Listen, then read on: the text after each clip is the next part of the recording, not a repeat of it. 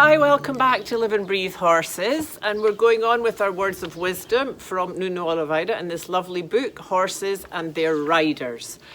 Today we're on part 5, which is the last part of chapter 2 of Starting the Young Horse. You know what I said in the beginning, I broke this down into parts because it was long and because it's possibly the most important thing. And I'm just seeing here at the end is a picture of the loose schooling. You know, before we put our rider on, we taught the horse to do these changes of direction and in the previous video. Anyway, by now the horse should be calm on the lunge with the saddle. So for this next lesson, he can be tacked up in the stable. He should first be lunged without the side reins and then with them. Then be let off the lunge and worked loose with the 3 people with whips. The lunge rein should now be put back on and the horse worked in hand, executing his side steps on the circle. Lunge him a little more and then the rider should mount.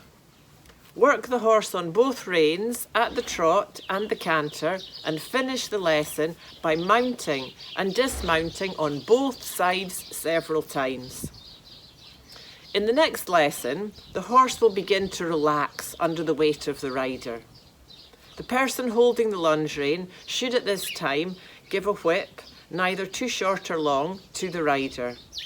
At the halt, the rider should pass the whip in an upright position over the withers of the horse, from side to side.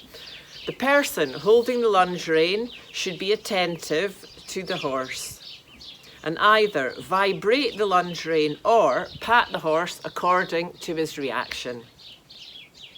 He should then push the horse forward into a trot with the side reins attached but loose with the lunging whip.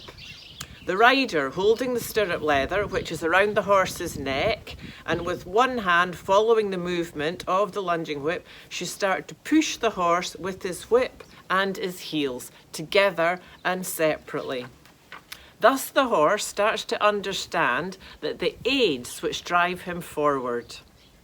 You repeat the same exercise on the other rein with the whip always on the inside. So it's transferring the horse's attention from the person on the ground to person on the rider. Person on top. In the next lesson, the rider should hold the reins and the stirrup leather so that his hands stay still. So you see how first is only about the forward movement and the driving aids. There's no attempt to guide or stop or control the horse. When the horse accelerates, the rider should rise to the trot, and as he slows down, the rider should be seated. Bring the horse to the centre and the rider should change reins, using the reins on the side that he's turning to, with short actions and immediately relaxing. According to how the horse accepts this lesson, you either now or a little later take off the lunging rein. The horse should then go large at walk, change reins and make large circles, aided by the 2 lunging whips, as in the preceding lesson without the rider. So that one. Repeat this at trot. You finish the lesson by repeating the side steps with the rider on the horse. Use the whip of the person on the ground in time with the leg and whip of the rider. Before taking the horse to the stable, mount and dismount several times and repeat. So you see, we're still always repeating the previous lessons to really have them confirmed in deep calmness. For many long years, I have been breaking in horses in this manner. The observation of each horse that you break in will determine when you can proceed to the next stage of his training.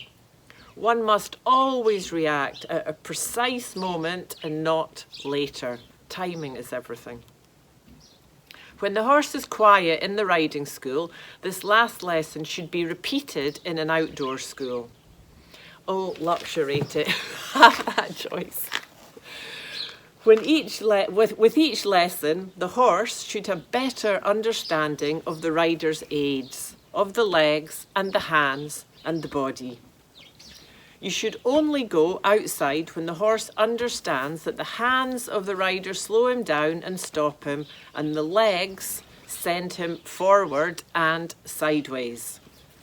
A horse trained like this will always be easier to work with than one where no care has been taken with the relaxation and calmness of the breaking in. A horse goes forward when he's relaxed. A horse who rushes is not relaxed and therefore does not go forward. The horse who does not submit to the rider is being ridden under protest. And of course that takes all the pleasure out of it, doesn't it? And going on, the more complicated, difficult things we come to, if this base isn't there, it's not going to happen. There's a lovely picture here that says the first lateral movements in hand of doing some side steps there. So I love how this side steps is introduced from the very beginning as well, you know. Okay, lovely. That is chapter 2. Next time we'll be going on with chapter 3, which is the next phase in training. Thank you very much for joining me here today, and I look forward to see you next time.